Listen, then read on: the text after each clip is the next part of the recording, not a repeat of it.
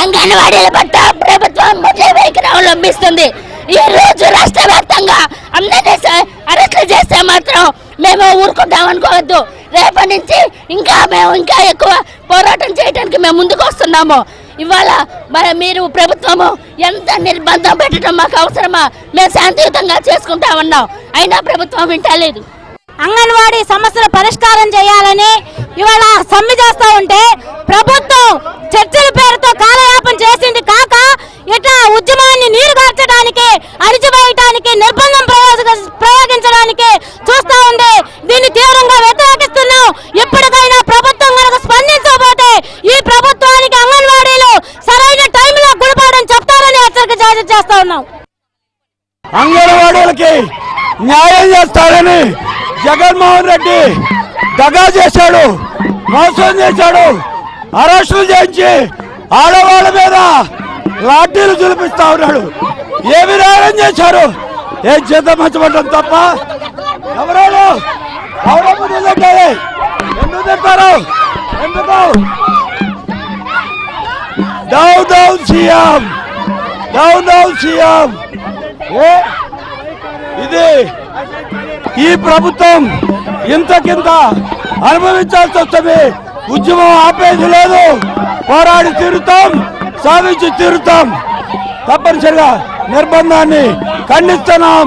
CPM తరఫున వామపక్షాలుగా వారికి అండగా నిలబడతాం.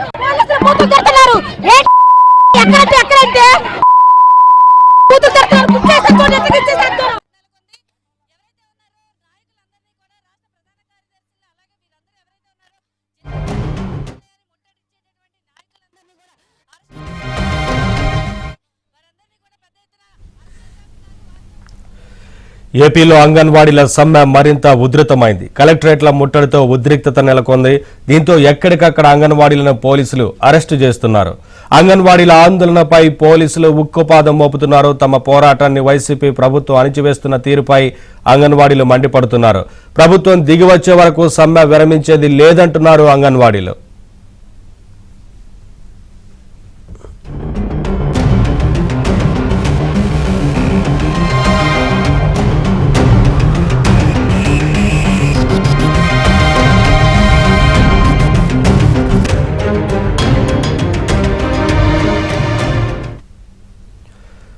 కర్నూలులో అంగన్వాడీలు నిర్వహిస్తున్న ధర్నా కార్యక్రమం కావచ్చు, నిరసనకు సంబంధించి మరింత సమాచారం మా కరెస్పాండెంట్ సుంకన్న లైవ్ ద్వారా అందిస్తారు. సుంకన్న. నవీన్, ఎట్టకేలకు పోలీసుల ఆంక్షలు దాటుకొని వందలాది మంది ఆ అంగన్వాడీ వర్కర్లు అయితేనేమి టీచర్లు కూడా కర్నూలు కలెక్టరేట్ దగ్గర కూడా వచ్చి కలెక్టరేట్ ముట్టడి కార్యక్రమంలో పాల్గొన్నారు. నిన్న రాత్రి నుంచి కూడా ఏదైతే ఈ కలెక్టరేట్ ముట్టడి కార్యక్రమానికి ఏదైతే పర్మిషన్ లేవంటూ కూడా పోలీసులు ఎక్కడికెక్కడ సంబంధించినటువంటి అంగన్వాడీలకు సంబంధించిన ముఖ్య నాయకులను అదేవిధంగా సిఐటి నాయకులు కూడా నోటీసులు ఇవ్వడం జరిగింది. ఉదయం నుంచి కూడా వాళ్ళని ముందస్తులు అరెస్ట్ చేయడం జరిగింది. మార్గ మధ్యంలో కొంతమంది వివిధ ప్రాంతాల నుంచి కూడా కర్నూలుకు వచ్చే వాళ్ళను బస్సులలో ఇతర వాహనాలను ఆపేసి అక్కడే స్థానికంగా ఉన్నటువంటి పోలీస్ స్టేషన్లకు కూడా తరలించి అక్కడే నిర్బంధించినటువంటి పరిస్థితి. అయినప్పటికీ కూడా పోలీసులు పెట్టినటువంటి ఆంక్షలు అదేవిధంగా ఇబ్బందులను దాటుకొని కర్నూలు కలెక్టరేట్ కార్యాలయం దగ్గర కూడా పెద్ద ఎత్తున వందలాది మంది ఇక్కడికి తరలి వచ్చి ప్రభుత్వానికి నినాదంగా ఏదైతే ప్రభుత్వానికి వ్యతిరేకంగా నినాదాలు చేస్తున్నటువంటి పరిస్థితి. మనతో మాట్లాడిన కొంతమంది అంగన్వాడీలు ఉన్నారు. చెప్పడం చాలా మందిని కూడా అరెస్టులు చేశారు, పోలీస్ స్టేషన్లలో కూడా నిర్బంధించినారు. ఏం చెప్తారమ్మా?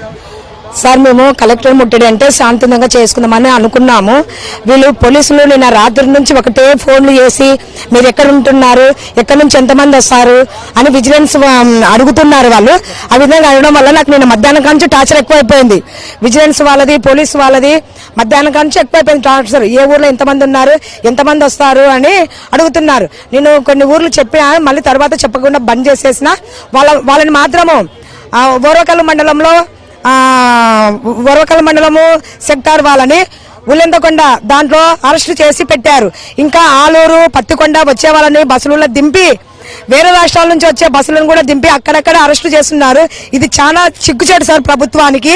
ఏమంటే అంగన్వాడీ వాళ్ళు సమస్యల కోసము, న్యాయమైన సమస్యల కోసం మీరు ఇచ్చిన దాని ప్రకారమే మేము అడుగుతున్నాము.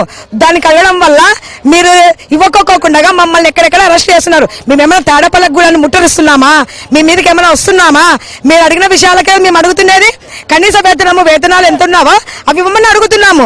మీరు పెంచే 26,000 జీతము సుప్రీంకోర్టు తీర్పిచ్చారు. కనీస వేతనం ఇవ్వాలని మీరు అవి ఇవ్వకోకుండా మమ్మల్ని హౌస్ అరెస్టులు చేసుకుంటూ మా జిల్లా కర్నూలు జిల్లా కార్యదర్శిని వెంకటమ్మ గారిని హౌస్ అరెస్ట్ చేశారు. నన్ను కూడా ఫోన్ చేసి అడిగారు. కానీ నేను మా ఊరికి వెళ్ళకోకుండా మా అమ్మ వాళ్ళ ఇంట్లోనే ఉన్నాను. దానివల్ల నేను ఇక్కడికి రాగలిగాను. చాలా మంది యూనిఫామ్లు కట్టుకుని ఉంటే ఎక్కడ వాళ్ళని అక్కడ అరెస్ట్ చేస్తున్నారు. మీరు అంగన్వాడీ టీచర్సా, ఎక్కడికి వెళ్తున్నారు, ఎందుకు వెళ్తున్నారు అని ఆ విధంగా కూడా అడిగారు. మా వాళ్ళకి అప్పటికప్పటికే పాస్ ఆన్ చేసేసుకొని కలర్ సీలు కట్టుకొచ్చుకోమన్నాం. అందువల్ల పెద్ద ఎత్తున మేము ఇక్కడికి రాగలిగాము. కానీ ఈ ప్రభుత్వం చాలా దౌర్జన్యం చేస్తుంది. అసలు మహిళలు అంటారు, ముద్దులు పెడతారు, చేతులు పెడతారు, అట్లా చేసి మళ్ళా మా మీదనే పోలీసులను రుచి కలుపుతున్నారు. ఇది ఏం రాజ్యం సార్? ఇది ఏం ప్రభుత్వం సార్? అసలు అంగన్వాడీల మీద మీకు ఇంత వైఖరి నిర్లక్ష్యం ఇంత రాంగ చేస్తున్నా, ఇన్ని పోరాటాలు చేస్తున్నా 23 రోజులైంది మేము సమ్మె చేయబట్టి మీకు కొంచెం కూడా కనికరం లేదా? అసలు ఇదేనా ప్రభుత్వమా సార్? దొంగల రాజ్యమా, దోపిడీ రాజ్యమా? మీరు అసలు ఏ రాష్ట్రంలో ఉన్నారు, ఏ దేశంలో ఉన్నారు? న్యాయమైన కోరికలు అడుగుతుంటే మీరు ఇంతమంది పోలీసులు మేము కలెక్టర్ దగ్గరకు వచ్చే లోపల ముట్టడిచ్చినారు పోలీసు వాళ్ళు. ఎక్కడమ్మా మీరు వెళ్తున్నారన్నారు. సార్ మేము చేయము, మీతో ఏం మాట్లాడము, మా సమస్య కోసం మేము కలెక్టర్ ముట్టడి పెట్టుకున్నాము, ఇక్కడికి వస్తాము, కానీ మీ పని మీరు చేసుకోండి సార్, మా పని మేము చేసుకుంటామని చెప్పాము. కేసులు నమోదు చేస్తామంటున్నారమ్మా. అవును సార్, మాకు నిన్నటి నుంచి ఫోన్ చేశారు 2 టౌన్ పోలీస్ స్టేషన్ నుంచి. కేసులు నమోదు చేయడానికి మేమేమి ఎక్కడ కానీ దొంగతనం చేయలేదు, దోపిడీ చేయలేదు. మేము న్యాయమైన కోరికల కోసమనే మేము ఈరోజు సమ్మె చేస్తున్నాము. ఈరోజు 23 రోజుల నుంచి అయినా కానీ గవర్నమెంట్ ఏది కానీ మా దగ్గర ఇది చేస్తాము, మీకు ఇటువంటి న్యాయం చేస్తామని చెప్పకుండా ఊకే యూట్యూబ్లలో ఫేక్ న్యూస్ ఇచ్చుకుంటూ మేము 16,000 శాలరీ పెంచినా కానీ వాళ్ళు ఇంకా అలాగే సమ్మెను విరమించుకోవడం లేదంటున్నారు కదా. 16,000 కాదు, కనీసం 16 రూపాయలు కూడా పెంచినట్టు మాకు ఎటువంటి జీవో ఇవ్వలేదు.